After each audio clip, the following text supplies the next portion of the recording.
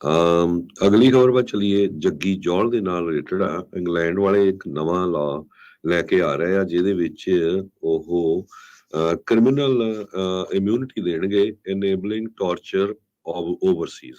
ਹੁਣ ਕੀ ਹੁੰਦਾ ਆ ਵੀ ਤੁਸੀਂ ਜਿਹੜੇ ਉੱਥੇ ਦੇ ਜੋ ਮੈਂਬਰ ਪਾਰਲੀਮੈਂਟ ਆ ਉਹਨਾਂ ਦੇ ਪਿੱਛੇ ਜਾ ਸਕਦੇ, ਉਹਨਾਂ ਦੇ ਲਾ ਸੂਟ ਫਾਈਲ ਕਰ ਸਕਦੇ ਆ ਵੀ ਜੇ ਤੁਸੀਂ ਆਪਣੇ ਸਿਟੀਜ਼ਨ ਨੂੰ ਟਾਰਚਰ ਤੋਂ ਨਹੀਂ ਬਚਾ ਸਕਦੇ ਤੇ ਤੁਹਾਡਾ ਇੱਥੇ ਜੋ ਤੁਸੀਂ ਉੱਥੇ ਦੀ ਪਾਰਲੀਮੈਂਟ ਦੇ ਵਿੱਚ ਹੋਣ ਦਾ ਕੀ ਫਾਇਦਾ ਹੈਗਾ। ਸੋ ਉਸ ਤੋਂ ਬਚਣ ਦੇ ਲਈ ਇਹ ਜਿਹੜੀ ਉੱਥੇ ਦੀ ਪਾਰਲੀਮੈਂਟ ਆ ਉਹ ਇਦਾਂ ਦਾ ਕੇਸ ਲੈ ਕੇ, ਇਦਾਂ ਦਾ ਲਾਅ ਲੈ ਕੇ ਆ ਰਹੀ ਹੈਗੀ ਆ। ਜਗਤਾਰ ਜੱਗੀ ਦੀ ਫੈਮਿਲੀ ਉਹ ਕਹਿੰਦੇ ਵੀ ਯੂਕੇ ਦੀ ਗਵਰਨਮੈਂਟ ਤੋਂ ਆਨਸਰ ਮੰਗਦੀ ਆ ਵੀ ਇਹ ਲਾ ਤੁਸੀਂ ਕਿਉਂ ਇਸ ਨੂੰ ਚੇਂਜ ਕਰਨ ਜਾ ਰਹੇ ਹੈਗੇ ਆ। ਪਿਛਲੇ 5 ਸਾਲਾਂ ਤੋਂ ਜੱਗੀ ਦੀ ਫੈਮਿਲੀ ਜੋ ਕਿ ਡੰਬਾਰਟਨ ਤੋਂ ਹੈਗਾ ਆ, ਉਹ ਲਗਾਤਾਰ ਫਾਈਟ ਕਰ ਰਹੇ ਹੈਗੇ ਆ। ਨੈਸ਼ਨਲ ਸਿਕਿਉਰਿਟੀ ਬਿੱਲ ਜੋ ਹੈਗਾ ਉਹਦੇ ਵਿੱਚ ਇਹ ਚੇਂਜਸ ਕੀਤੀਆਂ ਜਾ ਰਹੀਆਂ। 2017 ਦੇ ਵਿੱਚ ਜੱਗੀ ਜੌਲ ਆਪਣਾ ਵਿਆਹ ਕਰਾਉਣ ਇੰਡੀਆ ਗਿਆ ਸੀ, ਜਿੱਥੇ ਉਸ ਨੂੰ ਇੰਡੀਆ ਦੀ ਸਰਕਾਰ ਵੱਲੋਂ ਫੜ ਲਿਆ ਭਈ ਜੀ ਇਸਨੇ ਕੁਝ ਹਿੰਦੂ ਲੀਡਰਾਂ ਨੂੰ ਮਾਰਨ ਦੀ ਬਿਉਂਤ ਬਣਾਈ ਸੀ ਜਾਂ ਜਿਹੜੇ ਮਾਰੇ ਗਏ ਆ ਉਹਨਾਂ ਦੇ ਵਿੱਚ ਇਨਵੋਲਵ ਸੀ। 5 ਸਾਲ ਹੋ ਗਏ, ਹਜੇ ਤੱਕ ਵੀ ਜੱਗੀ ਜੌਲ ਦੇ ਅਗੇਂਸਟ ਕੋਈ ਸੋਲਿਡ ਪ੍ਰੂਫ ਇੰਡੀਆ ਦੀ ਸਰਕਾਰ ਨਹੀਂ ਲਿਆ ਸਕੀ। ਪਰ ਯੂਕੇ ਦੀ ਗਵਰਨਮੈਂਟ ਨੇ ਵੀ ਕੋਈ ਸੋਲਿਡ ਪੁਆਇੰਟ ਨਹੀਂ ਜਿਹੜਾ ਇਹਦੇ ਸੰਬੰਧ ਦੇ ਵਿੱਚ ਕੀਤਾ ਹੈਗਾ।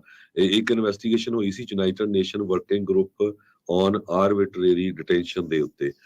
ਉਹਨਾਂ ਨੇ ਇਹ ਕਿਹਾ ਸੀ ਵੀ ਇੰਡੀਆ ਦੇ ਵਿੱਚ ਜੱਗੀ ਜੌਲ ਦੀ ਡਿਟੈਂਸ਼ਨ ਦੇ ਲਈ ਕੋਈ ਲੀਗਲ ਬੇਸਿਸ ਨਹੀਂ ਹੈਗਾ। ਉਹਦੇ ਵਿੱਚ ਉਹਨਾਂ ਨੇ multiple violations of human rights ਦੀਆਂ ਦੱਸੀਆਂ ਸੀਆਂ ਤੇ ਇਹ ਵੀ ਦੱਸਿਆ ਸੀ ਵੀ ਉਹਦਾ ਇੱਕ ਫਾਲਸ ਕਨਫੈਸ਼ਨ ਜੋ ਉਸ ਵੱਲੋਂ ਧੱਕੇ ਨਾਲ ਸਾਈਨ ਕਰਵਾਇਆ ਗਿਆ ਆ ਉਹ ਤੇ ਉਸ ਨੂੰ ਟਾਰਚਰ ਕੀਤਾ ਗਿਆ। ਆਪਾਂ ਨੂੰ ਪਤਾ ਹੀ ਆ ਇੰਡੀਆ ਦੇ ਵਿੱਚ ਪੁਲਿਸ ਵਾਲੇ ਕਿਦਾਂ ਧੱਕੇ ਦੇ ਨਾਲ ਕੁੱਟ ਕੇ ਤੁਹਾਤੋਂ ਜਿਹੜੇ ਸਾਈਨ ਉਹ ਕਰਵਾ ਲੈਂਦੇ ਆ, ਆਪਾਂ ਸਾਰਿਆਂ ਨੂੰ ਪਤਾ ਹੈ, ਕੋਈ ਮੰਨੇ ਚਾਹੇ ਨਾ ਮੰਨੇ। ਸੋ ਉਸ ਨੂੰ ਲੈਂਦੇ ਹੋਏ ਹੁਣ ਕਿਉਂਕਿ ਗਵਰਨਮੈਂਟ ਦੇ ਉੱਤੇ ਇੰਟਰਨੈਸ਼ਨਲ ਹਿਊਮਨ ਰਾਈਟਸ ਆਰਗੇਨਾਈਜੇਸ਼ਨ ਦਾ ਬਹੁਤ ਜ਼ਿਆਦਾ ਪ੍ਰੈਸ਼ਰ ਆ, ਉਹ ਆਪਣਾ ਹੀ ਲਾ ਜਿਹੜਾ ਆ ਬਦਲਣ ਦੇ ਲਈ ਚੱਲੇ ਹੋਏ ਆ।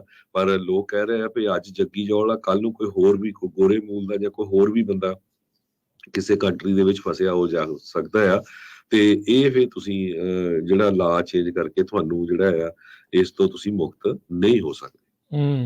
ਜੀ ਜੀ ਬਿਲਕੁਲ। ਜੱਗੀ ਜੌਲ ਦੇ ਨਾਲ ਧੱਕਾ ਜਿਹੜਾ ਜਾਰੀ ਆ। ਪਿਛਲੇ ਕਈ ਵਰ੍ਹਿਆਂ ਤੋਂ 1800 ਤੋਂ ਵੱਧ ਦਿਨ ਜਿਹੜੇ ਹੋ ਗਏ ਆ ਉਸ ਨੂੰ ਆਰਬਿਟਰਲੀ ਹਿਰਾਸਤ ਦੇ ਵਿੱਚ ਰੱਖਿਆ ਗਿਆ ਹੈਗਾ।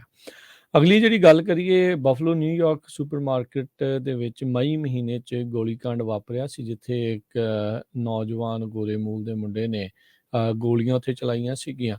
ਪੇਟਨ ਗੈਂਡਰਨ 19 ਸਾਲਾਂ ਦਾ ਸੀਗਾ। 10 ਕਾਲੇ ਮੂਲ ਦੇ ਲੋਕਾਂ ਨੂੰ ਉਹਨੇ ਉੱਥੇ ਮਾਰਿਆ ਸੀਗਾ।